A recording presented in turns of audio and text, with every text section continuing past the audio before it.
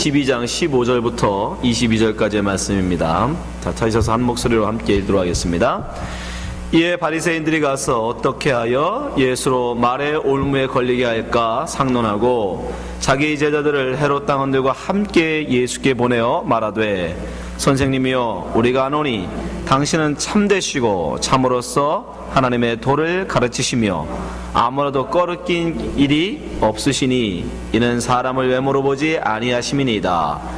그러면 당신의 생각에는 어떠한지 우리에게 이르소서. 가이사에게 세를 바치는 것이 가하나이까 불가하나이까 한데 예수께서 저희의 악함을 아시고 알아서되 외식하는 자들아 어찌하여 나를 시험하느냐. 쇳돈을 내게 보이라 하시니 데나리온 하나를 가져왔거늘 예수께서 말씀하시되 이 형상과 이 글이 위 것이냐. 가로되 가이사의 것이니이다. 이에 가라사되 그런즉 가이사의 것은 가이사에게 하나님의 것은 하나님께 바치라 하시니 저희가 이 말씀을 듣고 기히 여겨 예수를 떠나가니라. 아멘. 오늘 마태복음 70번째 시간입니다. 이 가이사의 것이라는 제목으로 함께 말씀 나누도록 하겠습니다. 예수님은 성전 뜰에서 지금 계속해서 바리새인들과 논쟁을 이어가고 계십니다. 우리 지난 시간에 살펴보았듯이 이 바리새인들은 예수님의 권위에 대해서 문제를 삼았죠. 누구의 권위로 하늘에서 난 것이냐? 무엇을 어떤 권위를 가지고 네가 말씀을 전하느냐? 이런 시비를 걸었죠.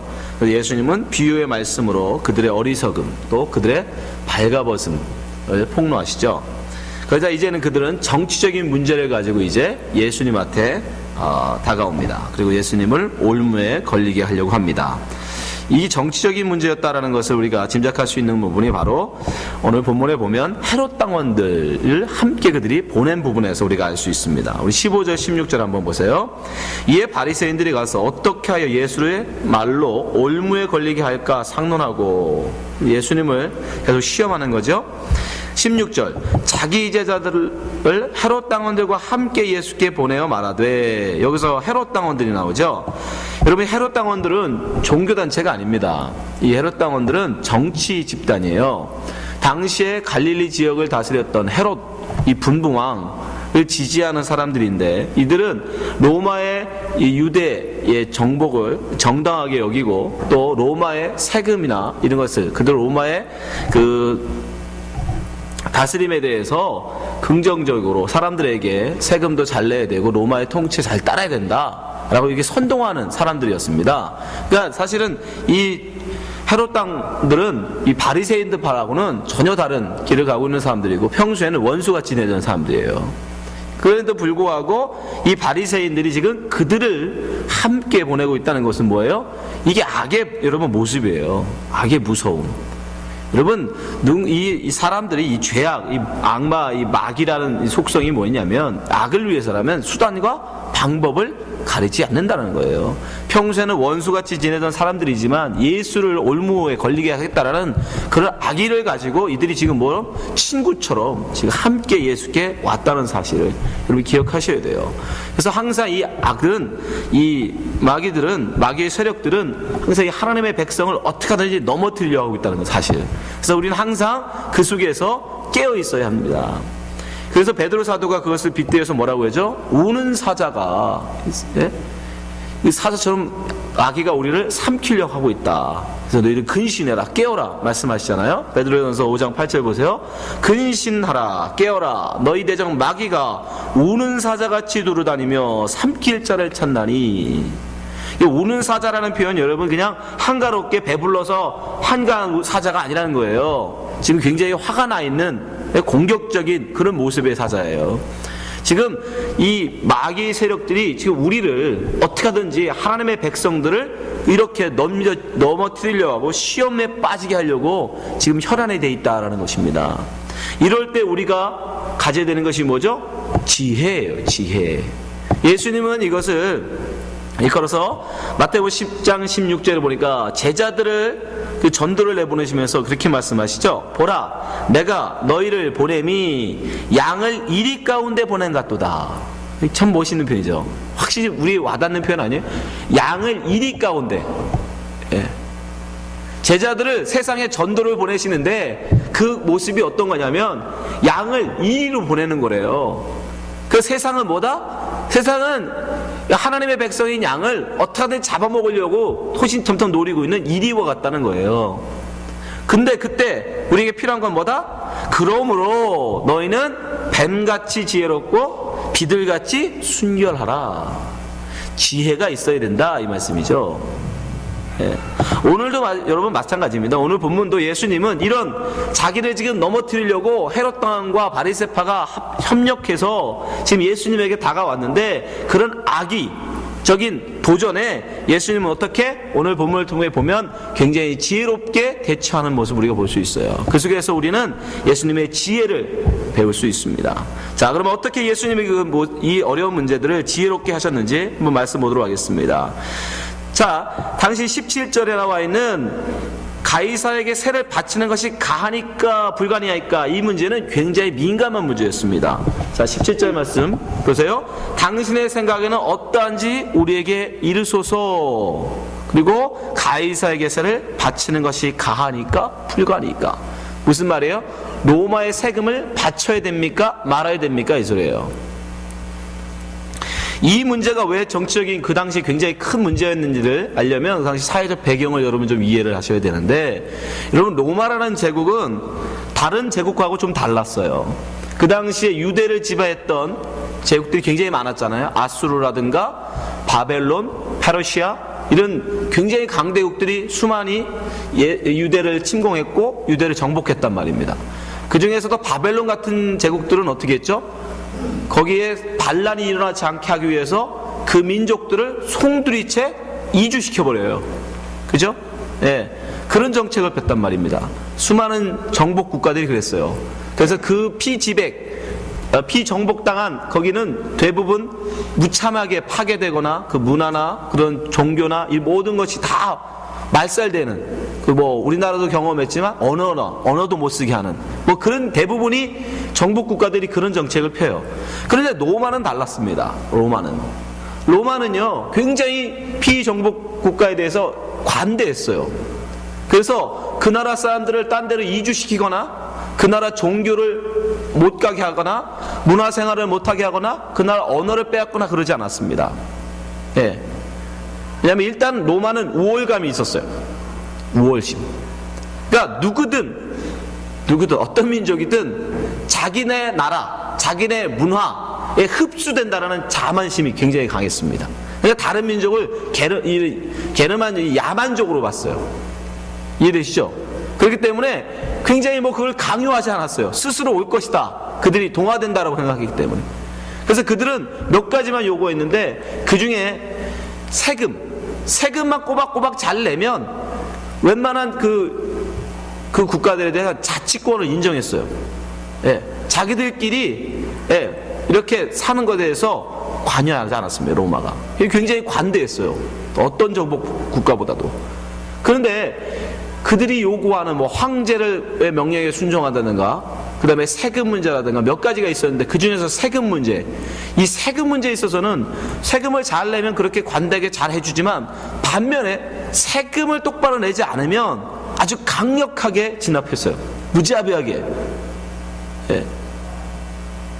이 분위기를 이해하시죠? 그 당시에니까 굉장히 관대한 정부가였는데도 불구하고 세금을 만약에 내지 않으면 굉장히 잔혹하게 그들을 핍박을 했습니다. 거의 반역으로 여겼어요.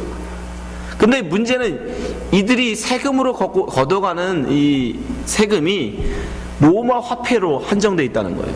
로마 화폐로 꼭 세금을 냈어야 돼요. 근데 이 로마 화폐에는 뭐가 있냐면 이 가이사의 황제의 얼굴이 새겨져 있었어요. 그리고 그 뒤에는 문구가 새겨져 있었는데 그 당시 예수님 당시의 문구에는 뭐라고 써 있냐면 티베리우스 가이사 아우구스토, 신성한 아우구스토의 아들, 이렇게 써 있어요. 그러니까 이 말은 하신 말은 뭐냐면 이 아우구스토, 이 황제는 신의 아들이라는 뜻이에요. 그러니까 자기를 뭘로 보는 거예요? 신, 하나님으로 보는 거예요. 거기다가 십계명에 보면 뭐 하지 말라? 어떤 형상이든 새기지 말라고 그러셨잖아요. 그러니까 로마 화폐는 뭐 자체예요? 우상 그 자체인 거예요. 하나님이 하지 말라는 형상을 새기고 그 뒤에다가 자기를 하나님의 아들이라고 써는, 신의 아들이라고 써는, 그렇기 때문에 유대인들에게 있어서는 종교적으로 신앙적으로 이 로마 화폐를 만지는 것조차도 꺼려하는, 예, 그런데도 불구하고 로마는 그것으로 세금을 내라고 강요하니까, 예, 그래서 마지못해서 그들이 정말 그들에게는 너무 끔찍한 것이지만 로마 화폐로 세금을 내는데 거기에 참다 못하고 그 당 예수님이 계시던 AD 6년경에 그거에 대해서 반발한 사람이 있어요. 갈릴리 출신 유다라는 사람이 도저히 우리는 로마의 이 화폐로 세금 낼 수 없다, 세금을 못 내겠다 거부하고 반란을 일으켜요. 그 결론은 어떻게 됐을까요? 예, 다 죽었죠. 다 그들을 로마가 징계했을 뿐 아니라 그들을 본보기를 보이기 위해서 그 진압하는 과정에서 죽은 사람들마저 다 끌어다가 다 십자가에 매달아 버렸어요. 예, 얼마나 로마가 강력하게 세금 징수에 대해서 의지를 보이는지 아시겠죠? 예, 그렇게 끔찍한 일이 다음에 지금 예수님이 그 당 예수님 계실 때 있었던 일이란 말이에요. 그런 끔찍한 일이 벌어졌는데 문제는 뭐냐면 그래도 유대인 사회에서는 로마가 너무 강력하게 세금 징수해서 압박을 가하니까 차마 거부는 못하고 내기는 하지만 속으로는 어떤 마음? 그래도 하나님 앞에 의롭게 살기 위해서는, 예? 이걸 안 하는 게 좋은데 이런 마음은 있었단 말이에요. 이해되세요? 그러니까 내가 차마 이 목숨을 내놓고는 차마 말을 못하고, 예, 당장 목숨은 아까우니까, 목숨 뺏기는 건 두려우니까 로마가 무서워서 세금은 내지만 속으로는 그래도 내가 하나님 앞에 정말 바르게 살려면 이건 거부할 수 있어야 되는데 라는 생각들을 하고 있었단 말이에요. 다. 예. 그러니까 그 문제를 가지고 지금 예수님한테 온 거예요. 그래서 예수님이 여기서 만약에, 예? 세금에 대해서 어떻게 하냐에 따라서 유대인들의 반응이 전혀 달라지는 거죠. 예. 여기서 만약 예수님이 세금 내지 마라, 그럼 어떻게 되는 겁니까? 그럼 예수님도 유다처럼 잡혀서 처형당하는 거죠. 예, 바리새인들이 원했던 게 그거예요. 그래서 누가복음에 보면 누가는 그걸 분명하게 기록하고 있어요. 누가복음 20장 20절 보세요. 이에 저희가 엿보다가 예수를 총독의 치리와, 총독이 누구예요? 로마 총독, 예? 빌라도죠. 총독의 치리와 권사를 붙이려 하여 정탐들을 보내어 그들로 스스로 의인인 체하며 예수의 말을 책잡게 하니 그들이 물어가로되 선생님이 우리가 아노니 당신은 바로 말씀하시고 가르치시며 사람을 외모로 취치 아니하시고 오직 참으로써 하나님의 도를 가르치시나이다. 이거 거창하지만 당신은 거짓말 안 할 줄 믿습니다, 이 소리예요. 예? 돌려서 말 안 하고 바로 말할 줄 믿습니다, 이 소리예요. 22절. 우리가 가이사에게 세를 바치는 것이 가하나이까 불가하나이까? 예. 지금 헤롯 당원들과 함께 와서 지금 그걸 묻고 있는 거예요. 자, 여기서 세금 붙이지 마라 그럼 어떻게 되는 거예요? 바로 붙잡혀가는 거예요. 그 예수님은 여기서 근데 어떻게 하십니까? 이들의 악함을 아시고 그들의 부족, 그들의 추함을 여기서 또 역시 폭로하세요. 자, 18절 말씀 보세요. 예수께서 저희 악함을 아시고 알았을 때 외식하는 자들아 어찌하여 나를 시험하느냐. 알고 계시죠, 의도를. 그 다음에 19절. 쇳돈을 내게 보이라 하시더니 대리하려는 하나를 가져왔거늘. 자, 여기서 쇳돈이라는 것은 세금으로 내는 돈, 이런 뜻이에요. 그러니까 뭐겠어요? 로마 화폐, 황제의 형상이 새겨져 있는 화폐. 유대인들에게는 뭐라고요? 우상. 유대인들에게는 우상이라고 생각하시는 그 쇳돈, 예, 그 데나리온을 가져오라고 하셨어요. 그랬더니 정말 그들이 가져왔어요. 여러분, 이들이 이 쇳돈을 가지고 있었다는 증거입니다. 그러니까 그들이 데나리온을 보여달라 그랬더니 바로 내밀잖아요. 그건 무슨 소리예요? 그들이 겉으로는 경건한 척하면서 이건 우상 숭배야, 이것은 우상이야, 그러면 사람들에게 말은 하고 그들이 굉장히 하나님 앞에 경건한 사람인 것처럼 바리새인들이 말은 하고 있었지만, 그리고 사람들한테 인정받고 있었지만 실상은 그들의 주머니에 뭐가 있었어요? 그들이 우상이라고 여기는 그 돈을 갖고 있었다는 거예요. 그러니까 예수님이 지금 그거를 폭로하고 계신 거예요. 야, 그 쇳돈 좀 내봐. 그랬더니 그 주머니에서 그걸 꺼내는 거예요. 예. 그러니까 그걸 가지고 있는 것조차가 이미 그들은, 말로는 하나님 앞에 경건하게 산다고 말하지만 이미 그들은 뭐 하는 사람들이에요? 그 우상같이 여기는 그것을 하나님 입장에서 우상이 아니라 그냥 세상 물질 돈으로 보고 그 돈을 좋아하는 사람이었던 거예요. 그래서 누가복음에서도 분명히 얘기하시죠. 누가복음 16장 13절, 집 하인이 두 주인을 섬길 수 없나니 혹 이를 미워하고 저를 사랑하거나 혹 이를 중히 여기고 저를 경히 여길 것임이니라. 너희가 하나님과 재물을 겸하여 섬길 수 없느니라. 14절, 바리새인들은 돈을 좋아하는 자라. 이 모든 것을 듣고 비웃거늘. 그들은 돈을 좋아하는 사람들이었어요. 그러니까 말은 그들이 가이사의 것이 우상, 그 황제의 형상이 새겨진 그 화폐, 로마 화폐는 우상이라고 말은 하지만 실질적으로는 그건 상관도 안 한 거예요. 왜? 그건 돈이니까. 그래서 그들의 주머니에는 그 돈이 있었던 겁니다. 예수님이 지금 1차적으로 그거를 폭로한 거예요, 사람들 앞에. 그러면서 예수님이 말씀하시죠. 20절, 예수께서 말씀하시되 이 형상과 이 글이 네 것이냐. 21절, 가로되 가이사의 것이니이다. 이에 가라사대 그런즉 가이사의 것은 가이사에게, 하나님의 것은 하나님께 바치라. 이 말씀의 1차적인 가이사의 것은 가이사에게, 하나님의 것은 하나님께 바치라, 이 의미, 이 말씀에 담긴 1차적인 의미는 뭐예요? 세금을 내라는 거예요, 내지 말라는 거예요? 내라는 거예요. 세금 내라. 그러니까 헤롯 당원들이 책 잡을 이유가 없어요. 그렇죠? 아니, 세금 내라는데 뭐라고 그러겠어, 더 이상. 세금 내라니까 더 이상 할 말이 없는 거예요. 여러분, 1차적인 의미는 그겁니다. 가이사의 것으로 가이사에게. 그러니까 로마 황제가 새겨진 그 로마 화폐로 세금을 내라.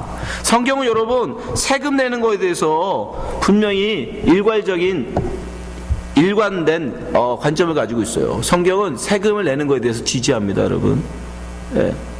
마태복음 17장 27절 보세요. 그러나 우리가 저희를 오해케 하지 않기 위하여 내가 바다에 가서 낚시로 던져 먼저 오르는 고기를 가져 입을 열면 돈 한 세겔을 얻을 것이니 가져다가 나와 너를 위하여 주라 하시니라. 우리 한글 성경에는 그냥 나와 너를 위하여 주라라고 돼 있지만 영어 성경으로는 텍스로 내라라고 돼 있어요. 네, 세금을 내라고 말씀하신다고요. 바울도 마찬가지입니다. 바울도 로마서 13장 7절, 모든 자에게 줄 것은 주되 공세를 받을 자에게 공세를 바치고 국세를 받을 자에게 국세를 바치고 두려워할 자를 두려워하며 존경할 자를 존경하라.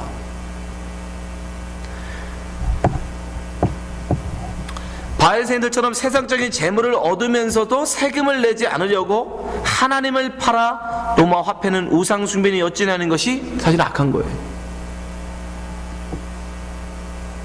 이들이 지금 로마 화폐는 우상이야 어쩌네 하면서 그 의도는 뭐예요?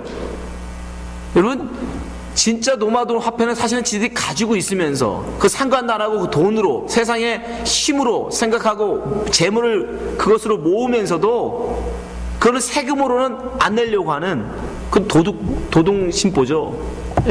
그러면서도 이 하나님의 이름을 팔아서 그 세금은 안 내려고 하는 거예요.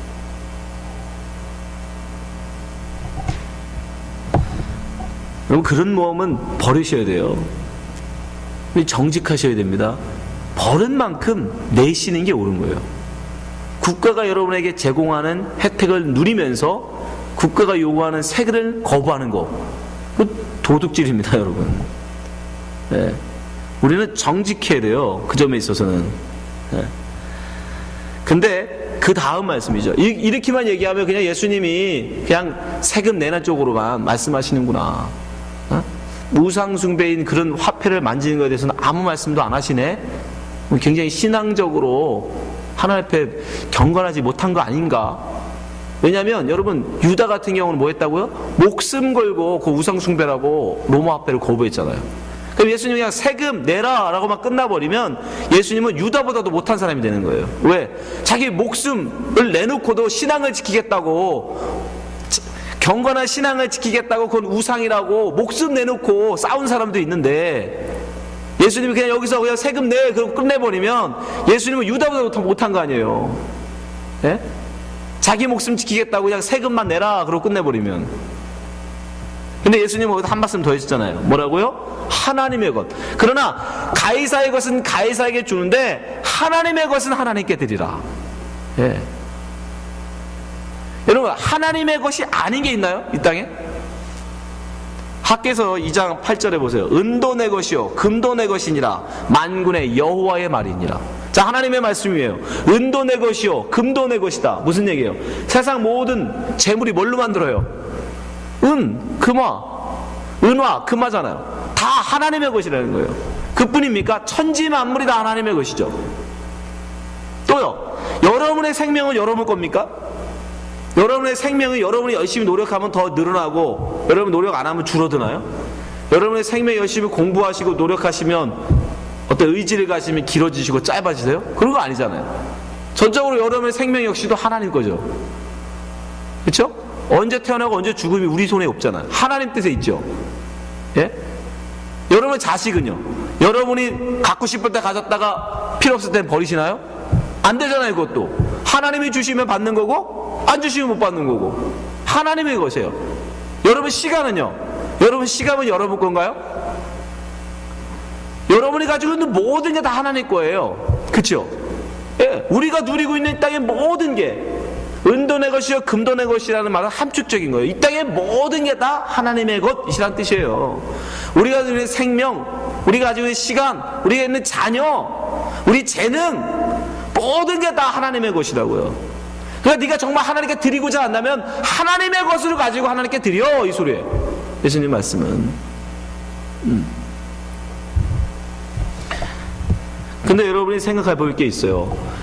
여러분, 어떤 사람이 여러분 집에 와가지고 집에 놀러 왔는데 집에 아주 좋은 TV가 있어요. 집에 사다 놨어요. 그들이 그 TV를 보더니 야, 이 TV 너무 좋다. 이거 너한테 너무 필요할 것 같아. 그러면서 우리 집에 놀러 와서 우리 집에 있는 TV를 가지고 나에게 준다고 생각을 해보세요. 야, 이거 내가 너한테 줄 테니까 잘 써라. 너한테 너무 필요한 것 같다. 너무 웃긴 일 아닙니까? 우리 집에 와서 내가 사놓은 TV 가지고 나한테 다시 선물을 주는 건 그게 선물입니까? 선물이 아니죠. 예? 여러분, 이 땅의 모든 게 다 누구 거라고요? 하나님의 것. 그죠? 하나님의 것이 다, 이 땅의 모든 것이 다 하나님의 것인데 그 하나님의 것 속에서 여러분이 들어와서 하나님의 것 가지고 여러분이 지금 헌금을 하시고 시간을 헌신을 하신다 할지라도 그 다 뭐 누구 거라고요? 하나님의 거예요. 하나님의 것 가지고 여러분 드리면서 하나님, 제가 이 헌금할게요. 하나님, 제가 이만큼 하나님 앞에 헌신할게요. 그게 진짜 하나님 앞에 헌신이고 헌금입니까? 그거 생각해 보신 적 없으시죠? 예? 마치 누가 내 집에 와가지고 내 거 가지고 나한테 주는 꼴인 거예요. 여러분 생각해 보세요. 여러분의 생명이 누구 거예요? 하나님 거잖아요. 하나님이 걷어가시면 여러분 생명 하잖아요. 여러분 뭐 하나님 안 돼요, 나 더 갖고 있을 거야 하고 가질 수 있어요? 주권이 여러분한테 없어요. 여러분의 목숨, 생명이 하나님 거라고요. 그러니까 하나님은 가져가시면 가져가시죠. 그러니까 여러분 그 시간이라는 게 하나님 거잖아요. 그죠? 예. 이 세상 물질도 마찬가지 아니에요? 여러분 이 세상 물질이 여러분 거라면 여러분 죽을 때 가져가셔야죠. 그죠? 내 거라는 게 의미가 뭐예요? 소유권이라는 게 내가 갖고 있을 수 있어야 내 거잖아요. 그죠? 근데 죽을 때 여러분 그거 가지고 수 있어요? 다 놓고 가잖아요. 그러니까 이 땅의 모든 게 다 하나님의 건데 여러분이 와가지고 하나님 거 가지고 와서 생색내면서 하나님 얘기 드릴게요. 하나님 거예요. 그거 다 하나님 거 가지고 하나님한테 드리면서 여러분 생색내지 마세요. 그러니까 하나님의 지금 이 가이사의 것은 가이사에게 드리라는 이 말씀이 여러분 1차적으로는 그렇지만 2차적인 의미는 뭐냐면 가이사의 것, 세상의 것 가지고 하나님한테 드리지 말라는 거예요. 그러니까 세상의 것 가지고는 세상에, 하나님의 것 가지고 하나님께, 하나님이 원하시는 것을 하나님께 드리라 이 말이에요. 여러분, 우리 앞에 하나님 앞에 헌신하신다고 그러시는데, 여러분, 하나님 앞에 사실 우리 진정한 헌신을 할 수가 없어요. 헌신이 뭐예요? 내 걸 바친다는 뜻이에요. 뭘 갖고 바칠 수 있어요? 내 걸 가지고 하나님 앞에 바쳐야지, 하나님 거 가지고 어떻게 하나님 앞에 바치냐고요. 그건 헌신이 아니잖아요. 그냥 돌려드리는 거지. 지금 이 말씀은 그러니까 앞에 있는 이 이야기와 이어져 가요. 여러분, 이 비유의 이 말씀을 잘 이해하려면 앞에 포도원 농부의 비유를 잘 하셔야 돼요. 잘 생각해 보세요. 포도원 농부의 비유에서 포도원 농부 어떻게 해요? 비유 어떻게 시작하죠? 포도원 주인. 포도원의 주인이 누구래요? 포도원 주인이에요. 그죠? 포도원 주인이 자기 땅에다가 포도를 심고 포도즙 틀을 만들고 농부들은 그냥 거기다가 집어넣은 거예요. 그러니까 농부들은 아무것도 자기 소유가 없어요. 그죠? 포도원도 주인 거, 포도즙 틀도 주인 거, 포도나무도 주인 거, 다 주인 거예요. 그죠? 그런데 그 농부가 내가 우리 주인한테 내가 멋지게 보여야지, 그렇다고 포도나무 뽑아가지고 그 주인한테 갖다 주면 어떻게 되는 거예요? 그건 헌신이 아니에요. 그죠? 그건 헌신이 아니라고요. 포도즙 틀을 더 크게 져가지고 내가 주인한테 바쳐야지, 그것도 주인 거예요. 이 포도원 더 크게 만들어야지, 그것도 포도원 거예요. 주인 거예요. 다 여러분 거 아니라고요. 그 농부 거 아니에요. 그 주인이 근데 그 농부한테 바란 게 뭐였어요? 열매. 그죠? 열매였어요. 더 큰 포도원, 더 큰 포도즙 틀, 더 많은 포도나무, 그런 거 아니에요.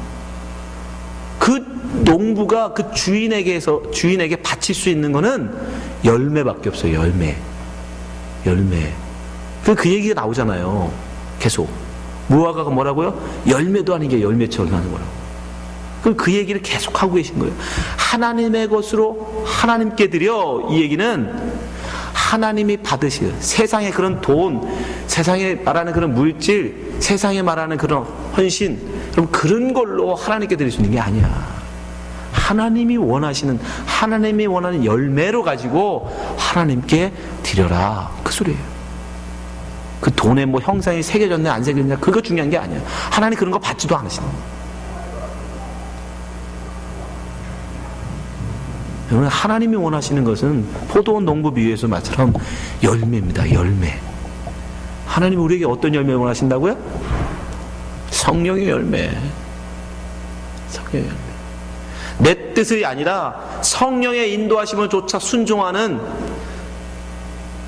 나는 두 손 들고 성령이 내게 말씀하시는 그 음성에 따라 순종해서 살아가는, 그래서 거기서 맺어지는 성령의 열매도 여러분이 맺는 게 아니에요. 사랑과 희락과 자비와 충성과 온유와 절제의 열매가 여러분에게서 나옵니까? 안 나옵니다. 뭐 할 때 나와요? 내가 죽을 때, 내 의지, 내 뜻이 다 죽어지고 하나님 앞에 나는 그런 내 정과 욕이 십자가에 다 죽어버리고 성령의 그 음성 앞에 완전히 100% 순종할 때 그 성령께서 여러분의 삶 속에서 그걸 맺어가는 거예요. 여러분이 완전히 십자가에 다 죽어지면 성령께서 여러분 속에 있는 그 성령이, 여러분 속에 있는 그 성령의 말씀 씨가 자라서 나중에 여러분을 정복해버린다고, 여러분을 먹어버리는 거예요.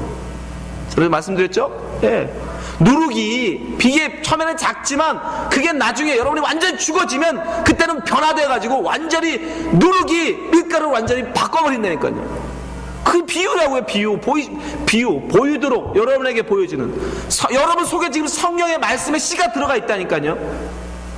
안 그러면 여기에 여러분 앉아있질 않아요. 여기에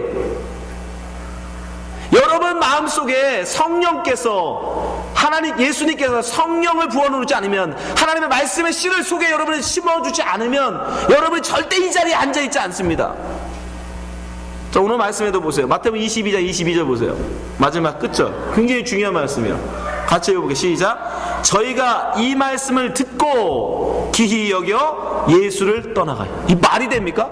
이 말씀을 듣고 기히 여겼는데 왜 떠나냐고요. 이 지혜의 말씀을 듣고 이 진리의 말씀을 들었으면 진리의 말씀이 어떤가 하여 와야지요. 진리를 알고자 해야죠. 그런데 진리가 없는 사람들은, 그 속에 성령이 없는 사람들은 하나님의 진리의 빛이 비춰줘도, 진리의 말씀이 들려줘도 그걸 떠나가더라는 거예요. 근데 여러분들은요, 예수님의 발가락도 못 미칠 부족한 이 목사에게서 나오는 그 진리에 정말 비슷비슷하지도 않은 그 조그만한 예수님의 빛을 태양빛에 비친다면, 저는 그저 후레쉬밖에 안 되는 그 빛이라도 그거를 진리의 말씀을 듣겠다고 여러분이 지금 찾아와 앉아있잖아요. 그게 복인 거예요, 여러분. 그게 복입니다. 진리의 말씀이 선포되어졌는데 하나님의 그 놀라운, 자기들의 지혜로 미칠 수 없는 그런 놀라운 지혜의 말씀이 지금 그들에게 선포되어지고, 그들도 알았어. 와, 이건 사람이 할 수 없는, 도저히 빠져나갈 수 없는 올무를 가지고 왔는데 너무도 간단하게 빠져나가시는 그 예수님의 모습, 그 지혜의 말씀 앞에 놀라면서, 그것이 사람으로 말미암아 남을 수 없음을 알면서도 그래서 뭐 했다? 놀라며 떠나가니라. 여러분이 지금 진리의 말씀을 사모하여 이 자리에 와 앉아 있는 것 자체가 여러분이 이미 뭐하다? 선택받은 거예요. 하나님이 여러분 속에 진리를 깨닫게 하시고자 하는 성령의 그 말씀의 씨를 여러분 속에 불어 넣으셨기 때문에 여러분이 지금 이 자리에 나와서 하나님의 말씀에 대한 갈급함을 가지고 듣고 계신 거라고요. 그 말씀의 씨가 점점 자라서 나중에 어떻게 된다고요? 내 의지, 내 뜻을 완전히 죽여버리고 하나님의 뜻, 이미 이루어진, 하늘에서 이루어지신 그 하나님의 뜻이 이 땅 가운데, 여러분의 삶 가운데, 여러분의 직장 가운데, 여러분의 가정 가운데 이루어지시도록 하나님은 점점 그 말씀을 키워가신다고. 그때가 되면 뭐가요?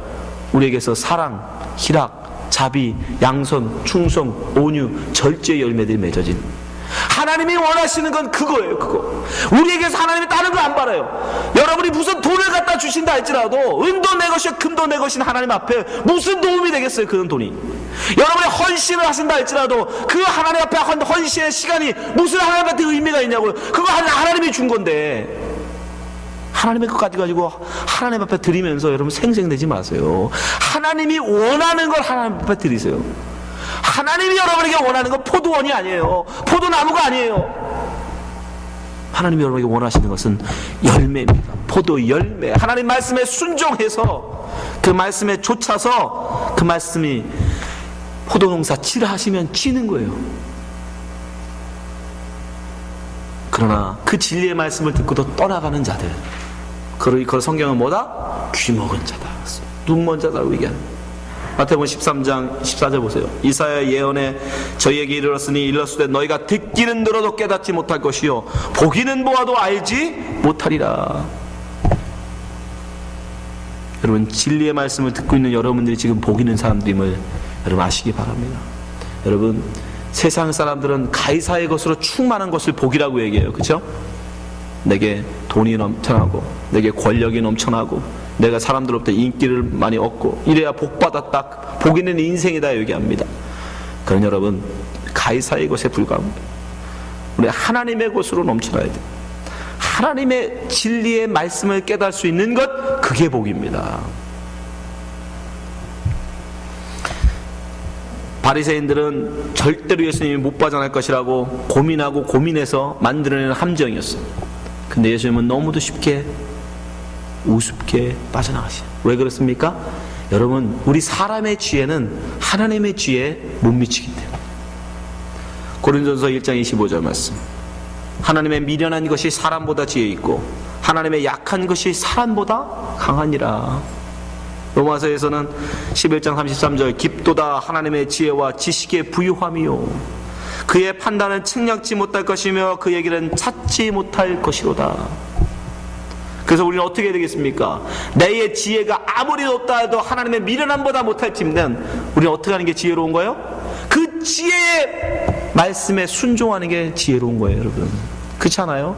내 생각, 내 계획, 내 모든 건 내려놓고 그 나보다 훨씬 더 지혜로우신 그 지혜의 말씀, 예수님 말씀에 순종하고 그 예수님 말씀 따라가는 거, 그러면 그게 가장 지혜로운 거잖아요. 우리의 지혜를 뛰어넘는 그 지혜의 말씀을 쫓아가는 게. 그래서 여호수아에서도 예수님이, 하나님이 뭐라고 말씀하세요? 오직 너는 마음을 강하게 하고 극히 담대히 하여 나의 종 모세가 내게 명한 율법을 다 지켜 행하고 좌로나 우로나 치우치지 말라. 그리하면 어디로 가든지 형통하리니 이 율법책을 내 입에서 떠나지 말게 하며 주야로 그것을 묵상하여 그 가운데 기록한 대로 다 지켜 행하라. 그리하면 내 길이 평탄하게 될 것이라 내가 형통하리라. 뭐가 형통하냐? 우리의 삶의 진정한 형통이 뭐냐? 내 생각을 따라서 좌로나 우로나 가는 것이 아니라 하나님의 뜻을 따라서 앞으로 가는 거예요. 내 생각에는 왼쪽으로 가는 게 좋을 것 같은데, 내 생각에 오른쪽으로 가는 게 좋을 것 같은데, 그 모든 생각을 내려놓고 오직 하나님의 지혜의 말씀인 하나님 말씀을 쫓아서 그 말씀을 쫓아가는 거예요. 그게 이 이리 같은 세상에서, 우는 사자가 넘쳐나서 우리를 삼키려고 하는 이 세상에서 지혜롭게 하나님의 말씀을 쫓아가 살아가는 비결입니다. 가장 지혜로운 삶입니다. 그러기 위해서는 우리는 어떻게 돼요? 나를 죽이는, 내 생각을 접는 그 훈련이 있어야 돼요. 나를 십자가에 못 박는 그런 회개가 있어야 되는 거예요. 여러분, 여러분의 욕심 잘 보세요. 무엇에 대한 욕심입니까? 다 가이사의 것에 대한 욕심이에요. 그렇잖아요? 가이사, 세상에 대한 욕심들입니다. 다 못 박으셔야 돼요.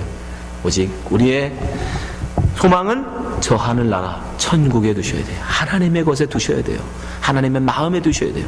하나님이 내게 원하시는 것, 그것에 여러분 마음 두시고 그것을 바라보고 나가십시오.